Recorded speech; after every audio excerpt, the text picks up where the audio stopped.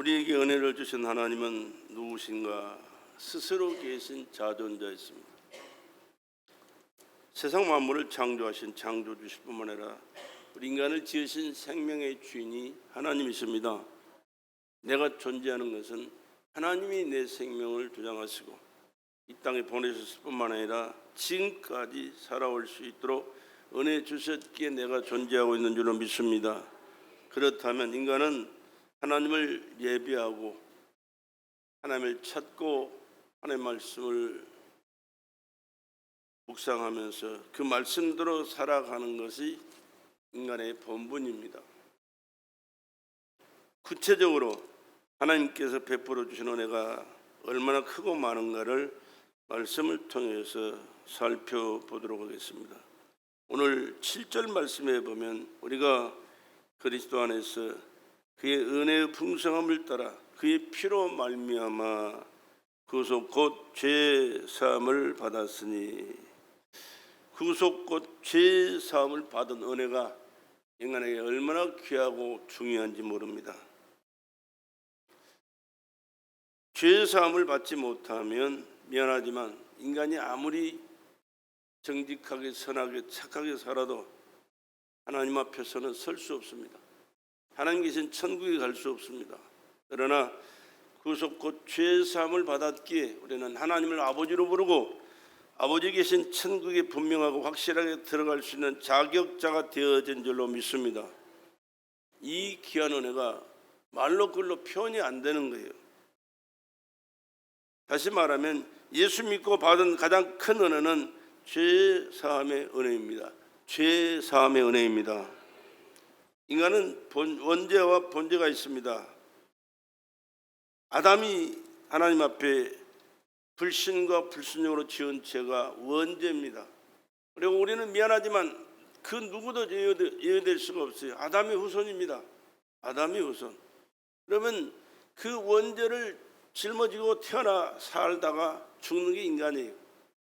근데 그 원죄 때문에 죽을 수밖에 없고 지옥 갈 수밖에 없지만 하나님은 그 원죄에서 우리를 사해 주시고 구원해 주시는 은혜를 받게 된 줄로 믿습니다. 그뿐만이 아닙니다. 자범죄가 있습니다. 사람은 태어날 때는 깨끗하게 태어나겠지만 성장하면서 말할 수 없는 죄와 허물로 뒤덮이게 됩니다. 그 죄로 인해서 우리는 일단 구원받을 수 없는 비참한 존재입니다. 그러나 예수를 믿게 되고 예수 안에서 새로운 피조물로 거듭나서 하나님을 섬기고 하나님의 자녀로서 신앙생활하면서 하나님께서 주시는 은혜를 받아 날마다 복되게 하루하루 순간순간을 살아가게 되는 줄로 믿습니다. 다시 말하면 한 가지 죄만으로도 영원히 지옥에 갈 수밖에 없는데 하나도 남김없이 깨끗하게 씻음받아 용서받았다. 이 귀한 은혜라 큰 은혜다라는 그런 말입니다. 사형을 기다리는 사형수가 있습니다. 죄를 많이 져서. 그러나 그에게 큰 은혜가 뭐겠습니까? 형을 사면받아서 석방되는 것이 아마 최고 큰 그에게는 행운일 것입니다. 그러나 이것은 짧은 육신에만 자유를 준 것뿐이므로 영원한 생명과 영적인 해방을 주는 죄 사함의 은혜와는 비교할 수가 없는 거예요. 죄 사함의 은혜는 보이지 않는 신령한 은혜이므로 세상 불신자들은 모르는 은혜입니다.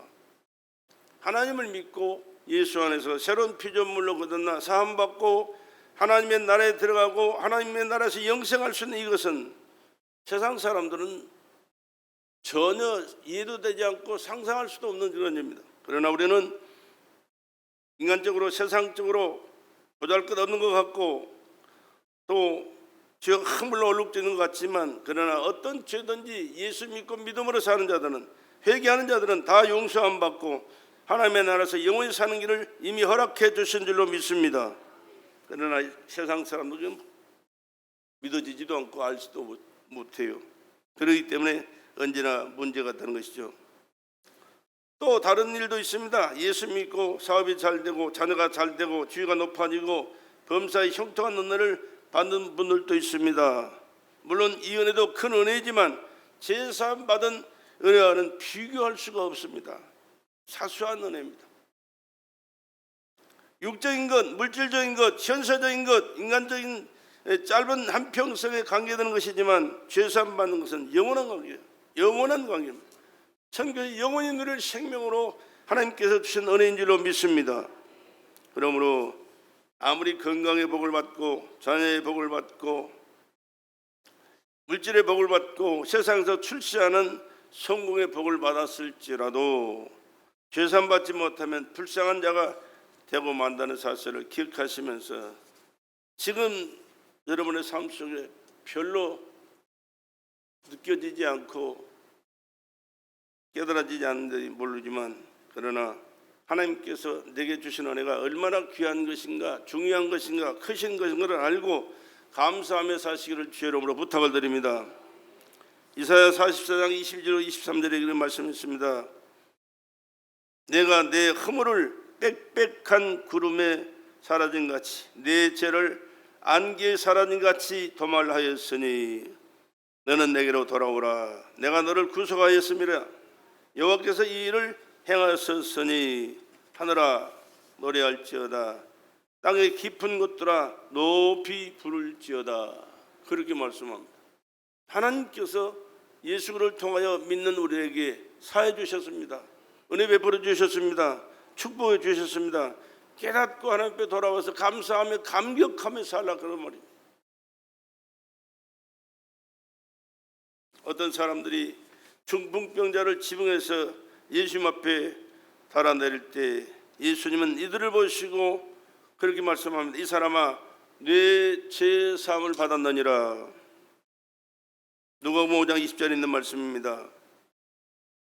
이처럼 하나님께서 우리 예수님께서 인간의 죄를 사하실 수 있다는 사실입니다. 예수님이 누구십니까? 예수 앞에 나온 자는 어떤 죄인이든지 다 용서해 주셨습니다. 예수는 하나님이시거든요. 2025년에 이 땅에 오셨지만 그는 이 땅에 오시기 전에 이미 세상을 창조하신 창조주십니다. 인간을 지으신 생명의 주인이십니다. 그런데 인간을 상대해 주시기 위하여, 인간을 죄악에서 멸망해서 구원해 주시기 위하여 자신이 죽어서 인간을 구원하시려고 하나님이 육신을 입고 인간으로 오신 분이에요. 근본 하나님의 본체시다. 성경 그렇게 말씀하잖아요. 이처럼 하나님께서 우리 예수님께서 인간의 죄를 사하실 수 있다는 것은 하나님이 사람으로 오셔서 인간이 지은 죄를 다 짊어지시고 해결해 주셨기 때문이라는 사실을 기억하시고 더 철저하게 또 마음과 정성을 다 쏟아 예수를 믿고 믿음으로 살아가실 길을 주의 이름으로 축원합니다. 어떻게 죄를 사하셨다고요? 죄값을 당당히 치르셨습니다. 인간의 죄값은 사망입니다. 인간은 사망으로 죄값을 치러야 됩니다. 이것이 하나님의 공의입니다. 그런데 하나님께서 친히 죄를 사하시고 우리를 구원하시기 위하여 피값을 지불하셨던 피는 생명입니다. 생명을 피를 흘리셔서 생명을 쏟으시면서 우리를 구원하셨다는 얘기예요. 그렇기 때문에 예수 믿고 믿음으로 살아가는 것보다 더 중요한 일은 이 세상에 아무것도 없어요.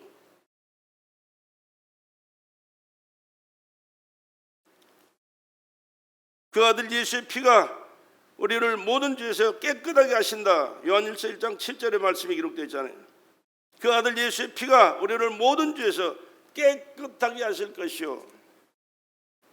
죄 때문에 하나님 앞에 설 수 없습니다. 죄 때문에 하나님의 나라에 이를 수 없습니다. 죄 때문에 하나님의 은혜를 받을 수 없습니다. 그런데 하나님은 이 죄를 해결하셨고 하나님 앞에 설 수 있고 하나님의 자녀로 살 수 있고 하나님의 은혜 가운데 살아갈 수 있는 길을 예수께서 열어주셨다 그 말입니다. 그렇기 때문에 예수 믿는 것처럼 복된 일이 세상에 어디 있겠어요. 그래서 인간은 죄에서 영원한 죽음에서 해방되게 된 것입니다. 그러나 모든 인간이 다 이 혜택을 받는 것은 미안하지만 아닙니다.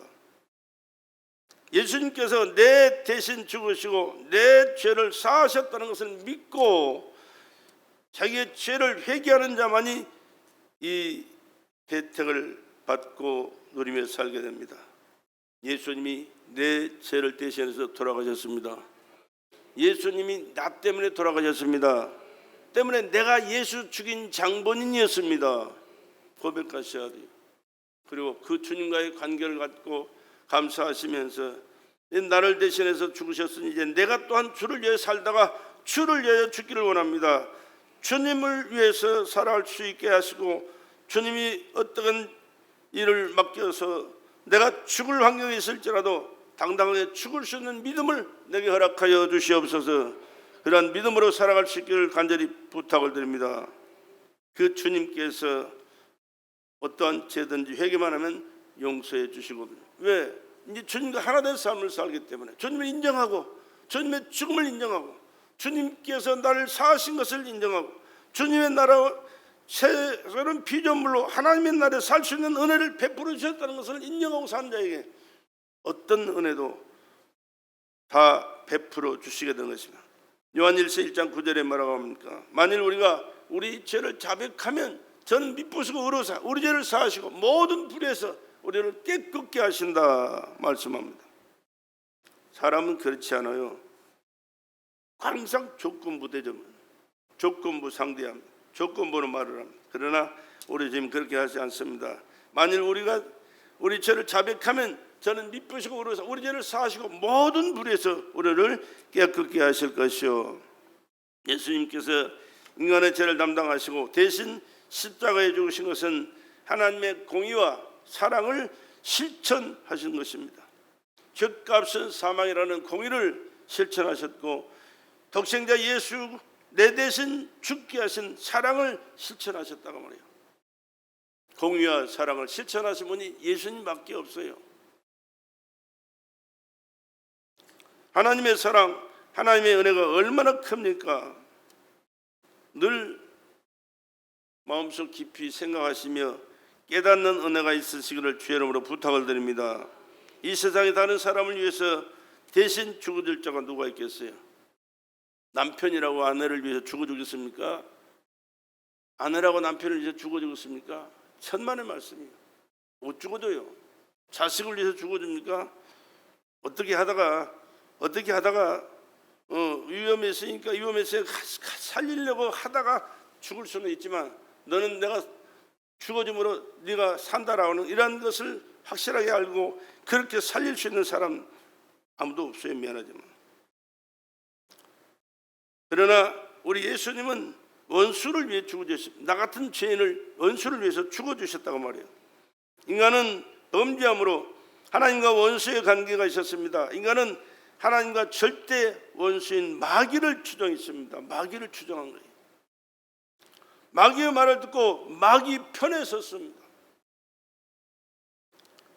다시 말하면 하나님을 배반한 것입니다. 자주 말씀을 드렸어요. 어느 편에 서 있느냐 대단히 중요합니다. 항상 성경은 하나님 편에 서라 그래요.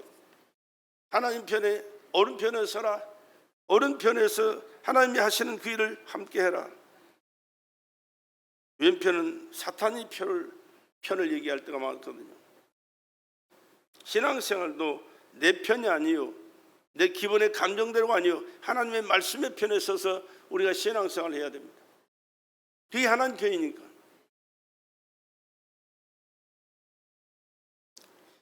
원수된 인간을 위해서 예수님은 대신 죽어주셨습니다. 이 은혜, 이 사랑이 얼마나 큰 것인가를 깨닫고 뜨겁게 주님 사랑하면서 주님 뜻대로 살아가는 일에 최선을 다할 수 있기를 주의 이름으로 부탁을 드립니다. 그러면 우리가 구속과 죄사함을 받은 결과가 무엇인가 생각해 봅시다. 죄사함 받은 결과가 하나님과의 관계가 바로 이루어집니다. 하나님과의 바른 관계가 이루어지다.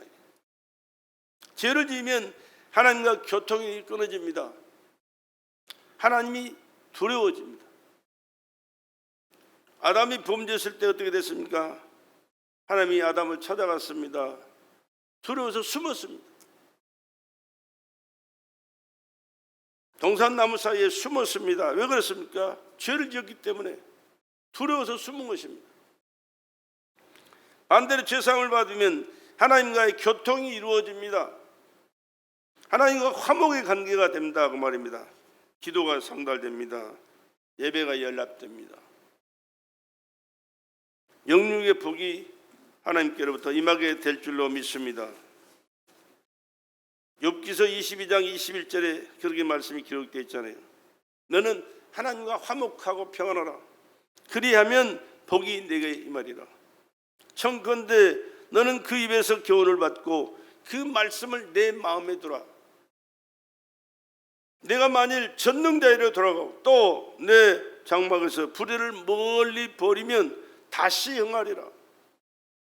너는 그에게 기도하겠고 그는 들으실 것이며 너의 서원한 것을 내가 갚으리라. 내가 무엇을 경외하면 이루어질 것이요 내 길에 빛이 비치리라. 그렇게 말씀합니다. 하나님께로 돌아와야 됩니다. 하나님께 적당히 거리를 두고 신앙생활 하지 말고 하나님 품에 안겨 살아갈 수 있기를 주님으로 부탁을 드립니다. 하나님의 말씀을 여러분의 마음에 간직하시고 그 말씀이 뭘 의미하는가를 깨달아 그 말씀대로 순종하며 살아가는 삶을 살아갈 수 있기를 주님으로 간절히 부탁을 드립니다. 그게 내가 사는 길이에요. 내가 하나님 앞에서 은혜 받고 하나님을 기뻐하시면서 하나님 기쁘신 뜻을 이루면서 하나님의 사랑을 받고 축복을 받고 사는 길이 그 길이에요.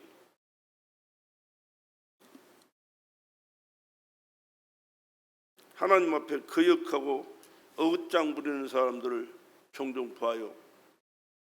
그건 미안하지만 지 발로 길바닥에 있는 돌을 걷어차는 거나 똑같은 거예요.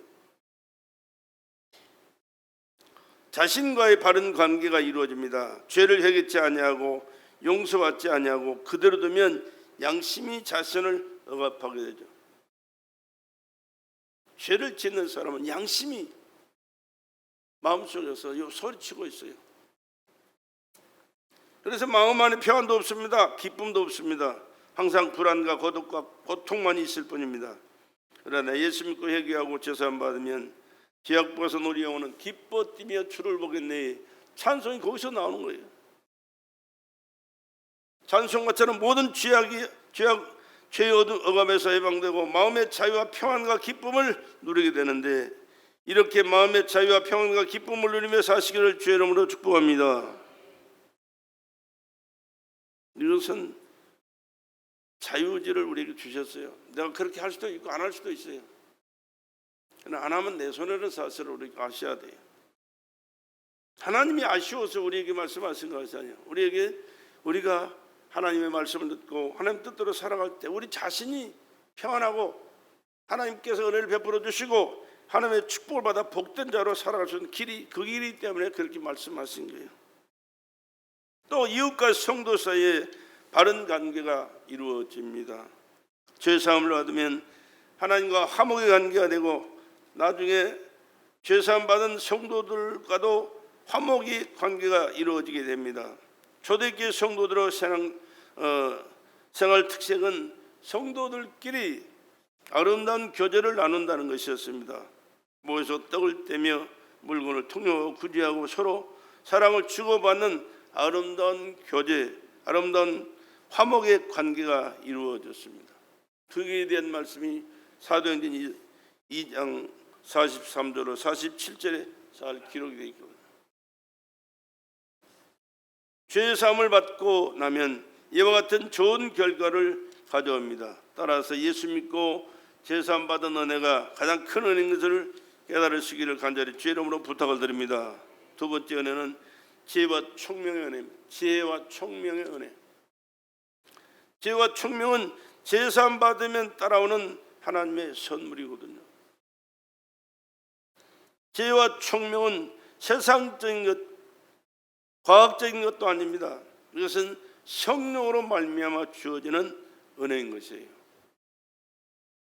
성령은 지혜와 총명의 선입니다. 이사야가 예수님께서 이 땅에 오실 것을 예언한 말씀을 이런 내용이 있습니다. 이사야 11장 2절로 3절에 여호와의 신 곧 지혜와 총명의 신이요 모략과 재능의 신이요 지식과 여호와를 경외하는 신이 그 위에 강림하시니 그가 여호와를 경외함으로 즐거움을 삼을 것이며 그렇게 말씀합니다. 이 땅에 태어나실 예수님에 대한 예언의 말씀이에요. 지혜는 하나님을 아는 것을 근본으로 하고 있습니다. 지혜가 없는 자는 하나님의 존재를 모릅니다. 그래서 어리석은 자는 그 마음에 이르기를 하나님이 없다. 하나님이 없다. 여러분, 하나님이 없다 그런다고 하나님이 없어요? 하나님 앞에 배제당할 뿐이에요. 시편 53편 1절에 그렇게 돼 있어요. 어리석은 자는 그 마음에 이르기를 하나님이 없다. 하나님이 없어요?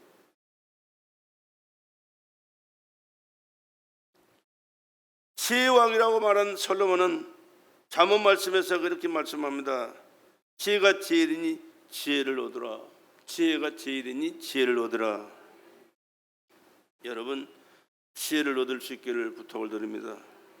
달라고 기도해야 돼요.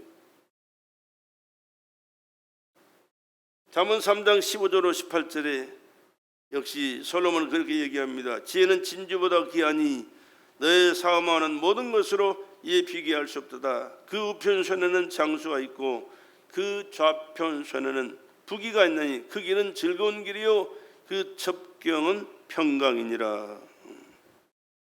지혜는 진주보다 귀하대요. 진주가 얼마나 값비쌉니까?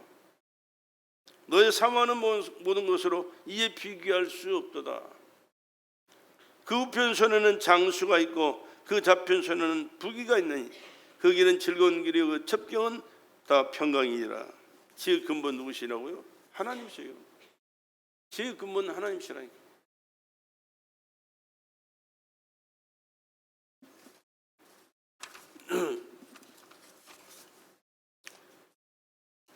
지혜 있는 자는 하나님을 아는 자입니다. 그리고 더 지혜로운 자는 하나님의 뜻까지도 아는 자입니다. 하나님의 뜻까지도. 바리새인들은 하나님을 알고 사는 자 같았지만 하나님의 뜻은 모르고 살았어요. 그래서 하나님의 뜻을 이루기 위하여 이 땅에 오신 예수를 늘 거역했어요. 결국은 십자가 매달아 죽도록. 옆에서 역사하는 모략하는 사람들이 그 사람들이. 계시록에서는 에베소 교인들에게 이렇게 말씀합니다. 하나님의 깊은 뜻을 알지 못하고 사업만 열심히 하고 의식이나 제도 형식에 골몰했구나. 그러다가 신령한 은혜 예수의 사랑 첫 열심을 잃어버렸다라고 책망했거든요.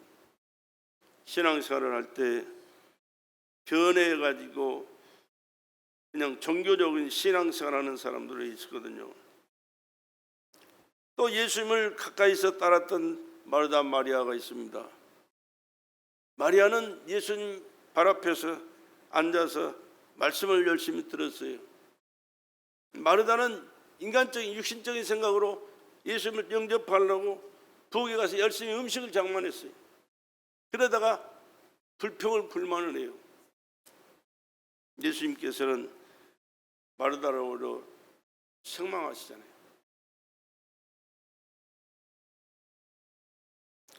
주님의 깊은 뜻을 알지 못하고 음식을 대접으로 육만 즐겁게 해주고 육만 대접하려고 하느냐. 아버지 마음에 드는 아들이 되려면 아버지 뜻을 알아야 됩니다. 자식 도리를 잘 알면 부모의 마음을 헤아릴 수 있어야 돼요. 그저 육적인 것으로만 대접하고 마음은 불편하고 있는데 육적인 것으로 대접하면서 잘하고 있다라고 생각한다면 미안하지만 지 생각이에요. 지 생각. 광수 생각.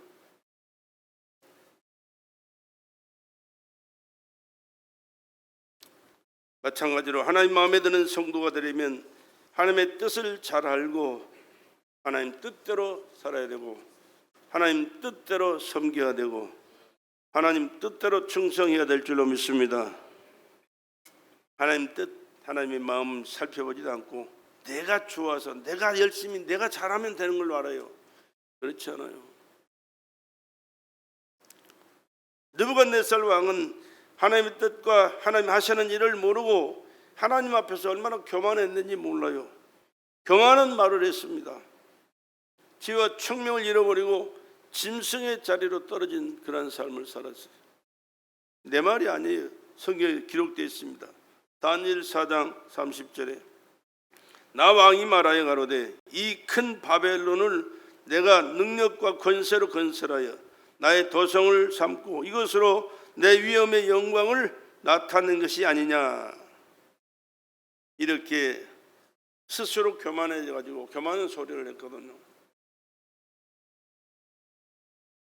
미안하지만 뭔가 이루었을지라도 내가 잘나서, 내가 똑똑해서, 내가 노력해서, 또는 운이 좋아서 이렇게 됐다라고 소리 지르지 마시기 바랍니다. 하나님의 뭐요? 은혜였습니다. 하나님의 은혜였습니다. 하나님의 은혜 주셔서 내가 지금까지 건강하게 살았습니다. 내가 하나님의 은혜를 받아서 하는 일들이 잘 되고 있습니다. 하나님께서 은혜 주셔서 앞길이 열려졌고 이런 일들을 이루어왔습니다 라고 고백할 수 있기를 바랍니다. 하나님 앞에 감사하며 살아그 말이에요. 이게 지혜예요. 이게.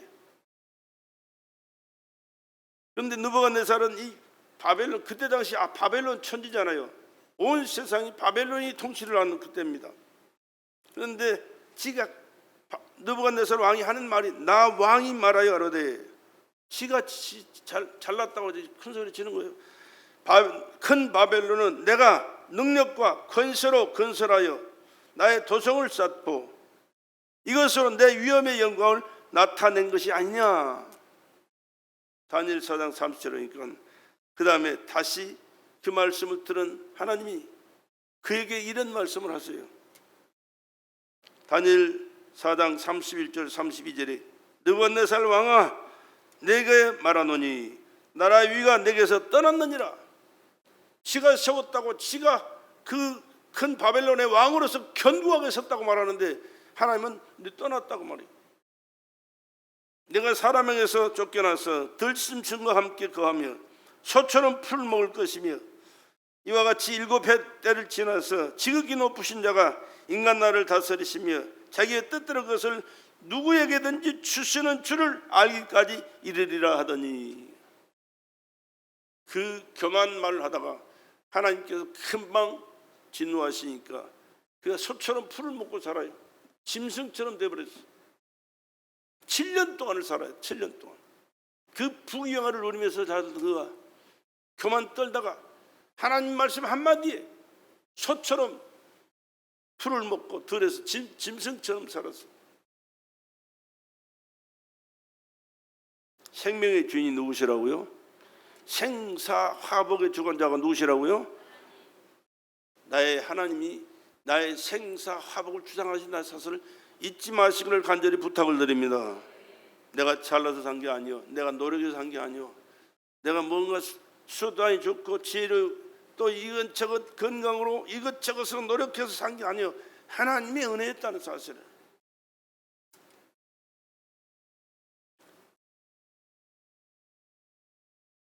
천하를 호령하던 느부갓네살 왕도 하나님께서 지혜와 총명을 빼앗아버리니까 짐승 같은 쓸모없는 인간이 되더라.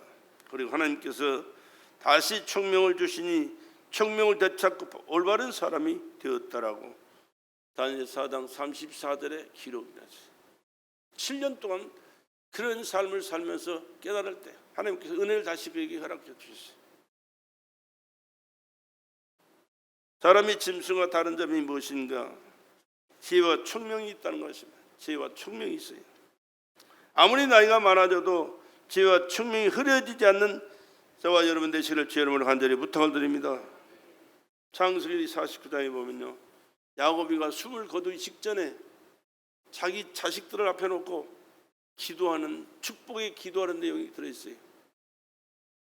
임종이 가까워도 지난날의 모든 기억력을 잊지 않고 아들들의 지난 행위를 낱낱이 기억하며 축복의 기도를 들어주더라고 말입니다.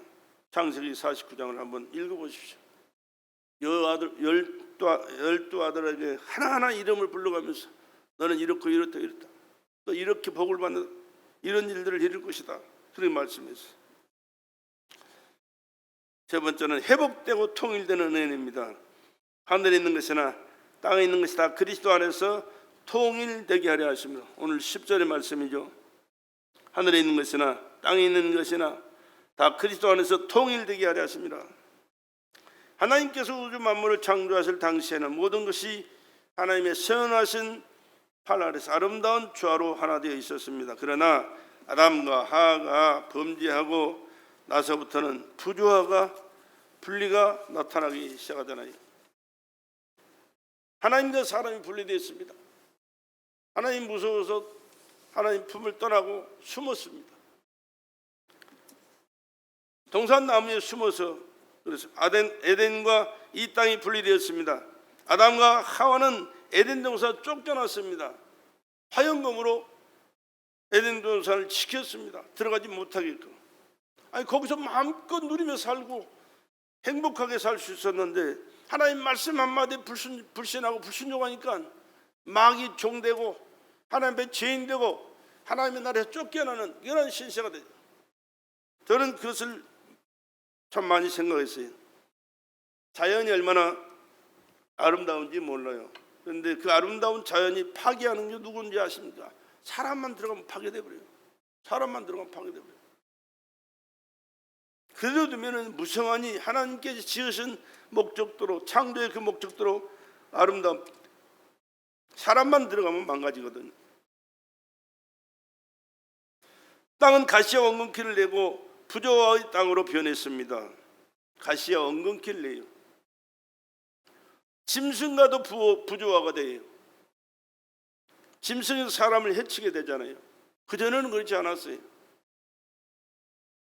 이렇게 아담과 하와가 범죄함으로 말미암아 분리와 부조화가 생겼지만 예수님 재림하실 때 회복되고 다시 아름다운 조화의 세계가 되고 하나님께서 통일되는 역사를 허락해 주실 줄로 믿습니다.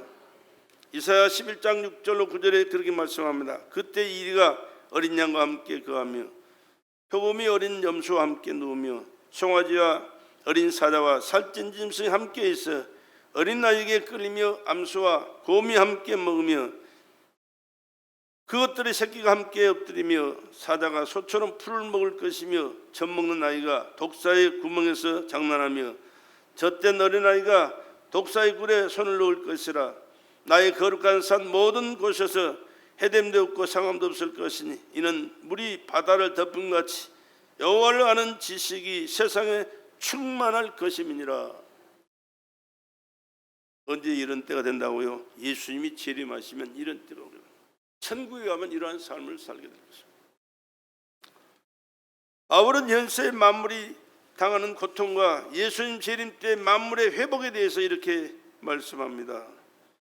로마서 8장 19절에서 23절 말씀입니다. 피조물에 고대하는 바는 하나님의 아들들의 나타나는 것이니 피조물이다 이제까지 함께 탄식하며 함께 고통하는 것을 우리가 아나니 이뿐 아니라 또한 우리 곧 성령의 처음 익은 열매를 받은 우리까지도 속으로 탄식하며 양자될 것 곧 우리 몸의 구속을 기다리느니라. 그렇게 말씀합니다. 사도 바울은 피조물을 인격화해서 이런 말을 했습니다. 인간이 죄로 저주받을 때 만물이 함께 저주받습니다. 그렇습니다. 인간이 하나님 앞에서 범죄하고 저주받으니까 인간 때문에 만물이 저주를 받았어요. 그러나 예수님의 재림으로 성도가 구속함을 받아 구원이 완성되는 날 만물도 해방되고 회복되는 은혜를 받게 될 줄로 믿습니다. 그렇기 때문에 우리가 예수님이 얼마나 중요한가를 아셔야 돼요. 예수님 때문에 모든 것이 회복되고 하나님의 은혜가 임하고 하나님의 축복을 받고 복된 자로 살아야 돼요. 예수님께서 이루어진 구원 때문에 우리가 하나님을 아버지로 부르고 아버지 계신 천국도 가게 될 뿐만 아니라 이 땅에 사는 삶도 하나님의 관심과 사랑과 축복 속에 살아가게 되는 거예요. 어저께 이사 성전 이전 예배 있었습니다. 그래가지고 아침부터 가서 늦게까지 있다 왔는데 조그만 교회지만 얼마나 은혜스러운지 몰라요. 본면의 말씀을 해라 그래서 교회의 중요성을 내가 한번 말씀드렸어요. 교회는 하나님의 모든 관심이 집중되는 것이다. 왜?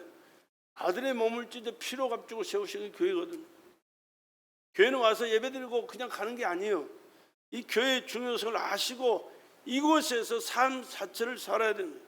여러분의 마음을 항상 이곳에 둬야 되고 이곳에서 맡겨진 사명을 따라 충성하게 되고 이곳에서 하나님을 만나고 하나님 앞에 예배를 드리고 여러분의 간절한 마음의 소원도 그 주님이 받으실 수 있도록 여러분의 삶을, 예배를 그분이 받으실 수 있도록 드려야 되는 거예요.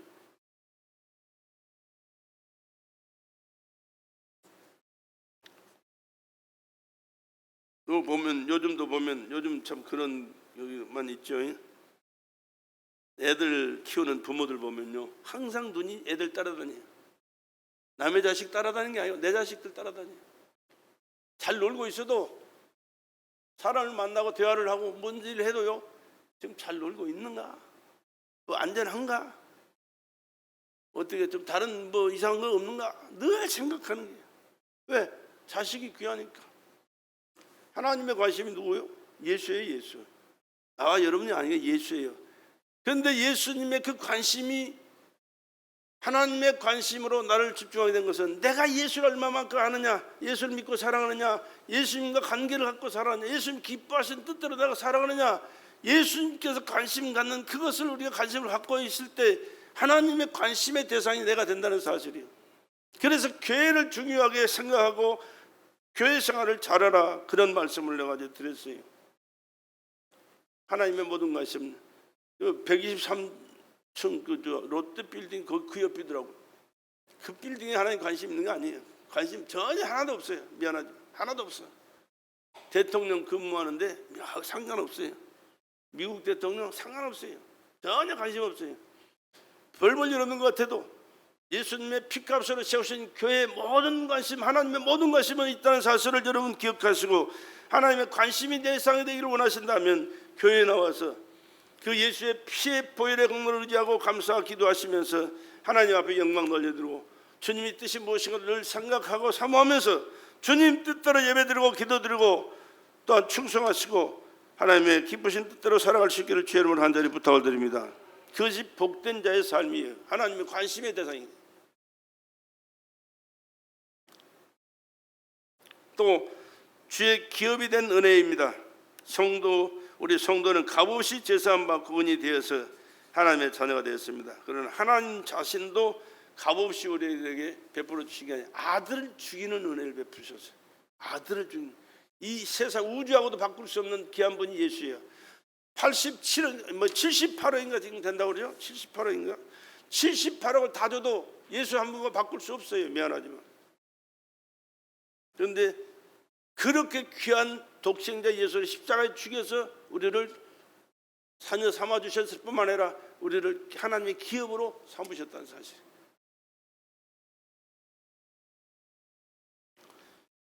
하나님이 우리 아버지가 되시죠. 우리는 하나님의 나라를 유업으로 받게 된다는 사실을 기억하시기 바랍니다. 계시록 그런 말씀이 있습니다. 21장에 나는 알파와 오메가요 처음과 나중이다. 내가 생명수 샘물로 목마른 자에게 값없이 주리니 이기는 자는 이것들을 유업으로 드리라. 나는 저의 하나님이 되고 그는 내 아들이 되리라. 나는 저의 하나님이 되고 저는 나의 아들이 되리라. 누구 때문에요? 내가 잘나서요? 거룩하게 정직하게 선하게 살아서요?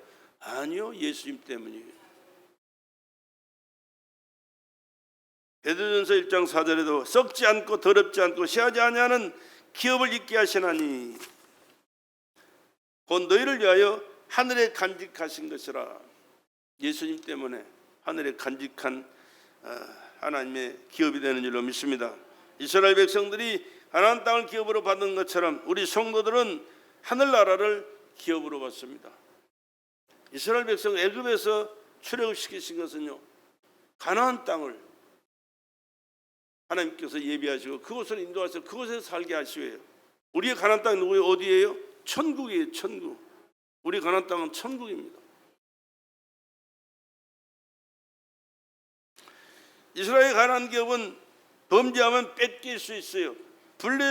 불완전한 땅의 기업이었습니다. 그러나 성도가 내세에 받을 천국의 기업은 죄 지을 수도 없고 그 누구에도 빼앗길 수도 없는 완전하고 영원한 기업이 바로 우리의 가나안 땅 천국인 줄로 믿습니다. 천국이 우리의 기업이 되었고 우리가 또한 하나님의 기업이 되었다는 사실이, 하나님의 기업. 본문은 우리가 하나님의 기업이 된 것을 말씀하잖아요. 우리가 하나님의 기업이 되었다. 신명기 4장 20절에 이렇게 말씀합니다. 여호와께서 너희를 택하시고 너희를 새 풀무 곧 애굽에서 인도하여 내사 자기 기업의 백성을 삼으신 것이 오늘과 같다라고 말씀합니다.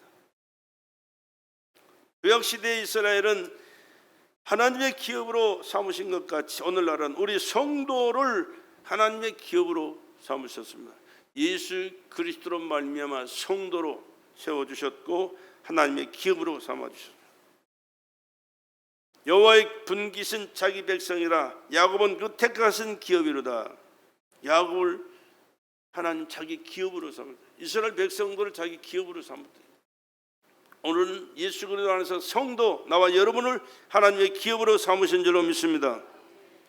하나님의 또 성민이 되었다. 성민, 거룩한 백성. 너는 여호와 네 하나님 성민이라. 네 하나님 여호와께서 세상 만민 중에서 너를 자기 기업의 백성으로 택하셨나니. 신명기 7장 5절에 그렇게 말씀합니다. 하나님의 성민이다. 하나님의 거룩한 백성이다 그 말이에요.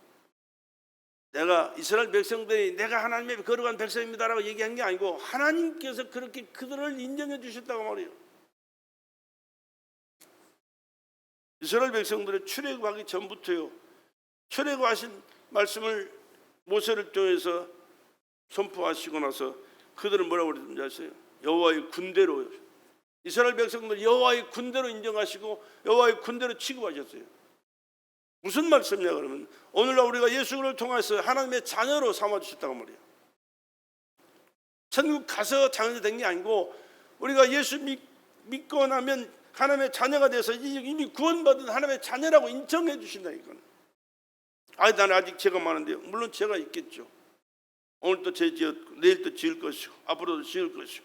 그러나 우리가 죄가 완전히 죄 짓지 않고 살아갈 수 있는 그런 관계가 아니지만 예수를 믿고 믿음으로 살기 때문에 예수 안에서 과거와 현재와 미래까지 다 용서하시고 하나님의 자녀로 인정해 주신다니까.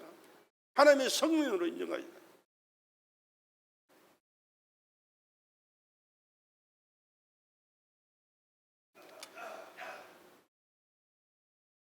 우리가 하나님의 성민이 되었다는 사실을 기억하시고 늘 감사하며 사시기 바랍니다.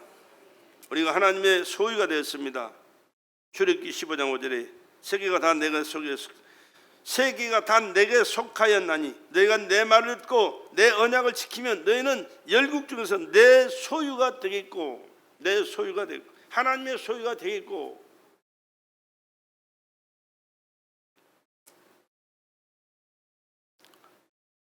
우리는 하나님의 기업입니다. 하나님의 성민입니다. 하나님의 소유입니다. 나 같은 것이 어떻게? 아니요. 나 같은 것인데도 하나님 그렇게 인정해 주시고 불러주시고 은혜를 베풀어 주신다니까요. 그래서 복 받은 자라는 거예요. 내가 잘나고 똑똑해서 뭔가 이루어서 하나님께서 그래 그 정도면 대탈한 게 아니요. 그 정도 여기 그런 하나님 앞에 인정받을 만한 그런 자격자가 돼서 하나님이 그걸 때문에 우리를 인정해 준다면 나는 자격이 없어요. 자격 못 받아요. 그래요. 여러분들은 이런 자격이 있을지 모르겠지만 나는 자격이 안 되는 사람이에요.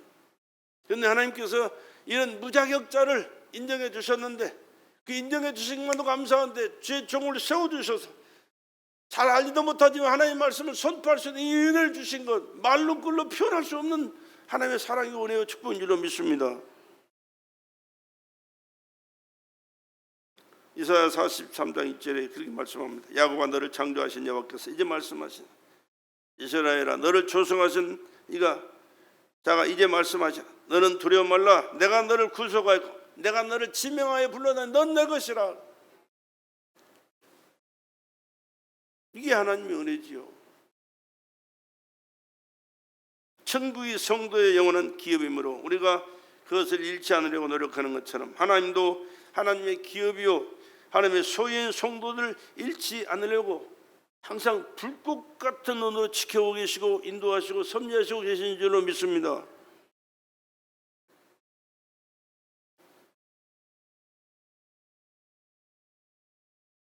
예수님께서 그렇게 말씀하셨어요. 마태복음 18장 14절에 이 소자 중에 하나라도 이루어지는 것은 하늘에 계신 내 아버지의 뜻이 아니다.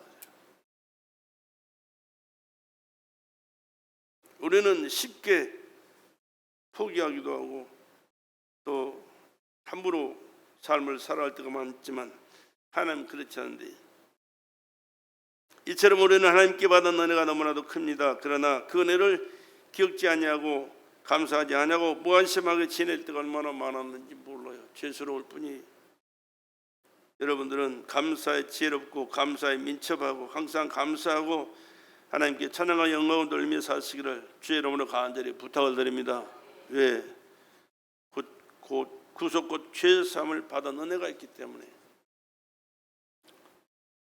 또 하나님 아는 지혜와 총명을 주신 것을 감사해야 됩니다. 하나님이 누구십니까? 창조주요, 내 생명의 주인이시고 나를 구원하셨고 세상 끝날까지 나와 함께 하시고 이 세상의 육신이 끝나는 날 우리 하나님의 나라에서 영원히 함께 살 수 있도록 은혜 베풀어 주신 분이 누구요? 하나님 나의 아버지십니다. 장차 받을 만물의 회복 은혜를 감사하면서 우리가 주의 소유, 주의 기업이 된 것을 진심으로 감사하시면서 오늘 또 주님 기뻐하신 그 뜻을 깨닫고 순종하는 가운데 영광 올려드리고 주님이 기뻐하시는 삶을 살아가는 저와 여러분 되시길 주의 이름으로 부탁을 드립니다.